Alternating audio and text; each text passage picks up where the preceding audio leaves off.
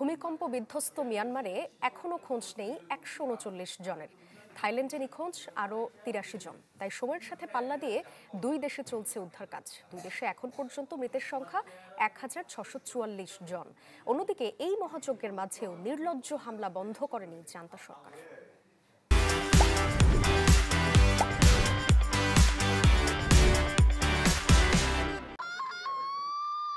ঘড়ির কাঁটা যত এগোচ্ছে ততই কমছে ধ্বংসস্তূপে আটকে পড়াদের বেঁচে থাকার সম্ভাবনা। তাই ভূমিকম্প বিধ্বস্ত মিয়ানমার ও থাইল্যান্ডে সময়ের সাথে পাল্লা দিয়ে চলছে উদ্ধার কাজ। শুক্রবার ৭.৭ মাত্রার শক্তিশালী ভূমিকম্পে কেঁপে ওঠে দুই দেশ। ধসে পড়ে বহু ভবন। দুই দেশেই প্রতিদিনই বড় হচ্ছে মৃতের তালিকা। ৩ দিন পেরোলেও খোঁজ মেলেনি বহু মানুষের। স্মরণকালের অন্যতম এই বিপর্যয়ে সবার আগে ছুটে যায় ভারত। এ পর্যন্ত মিয়ানমারে পৌঁছেছে ভারতের ৬০ টন ত্রাণ। ১১৮ চিকিৎসকদের নিয়ে ক্ষতিগ্রস্ত অঞ্চলে অস্থায়ী সামরিক হাসপাতাল স্থাপন করেছে দেশটির সেনাবাহিনী। চীন থেকে এসেছে প্রায় $১৪ মিলিয়ন ও ৮২ উদ্ধারকর্মী।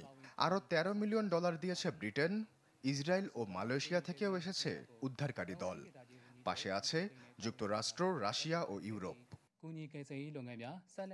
পুরো বিশ্ব যখন উদ্ধার কাজে ব্যস্ত, তখন নির্লজ্জতার নজির সৃষ্টি করল মিয়ানমারের জান্তা সরকার। এই দুর্যোগেও ক্ষতিগ্রস্ত অঞ্চলের চারপাশেই চলছে বিদ্রোহী দমন। স্থানীয় গণমাধ্যম বলছে, ভূমিকম্পের ৩ ঘন্টা পর থেকেই শান রাজ্যে বৃষ্টির মতো লাগাতার বিমান হামলা শুরু করে সেনারা। এতে প্রাণ যায় ৭ জনের। ৩ দিন ধরে উৎপত্তিস্থলের চারপাশে একটু পরপর চলছে তাদের আগ্রাসন। এতে ব্যাহত হচ্ছে উদ্ধার কাজ।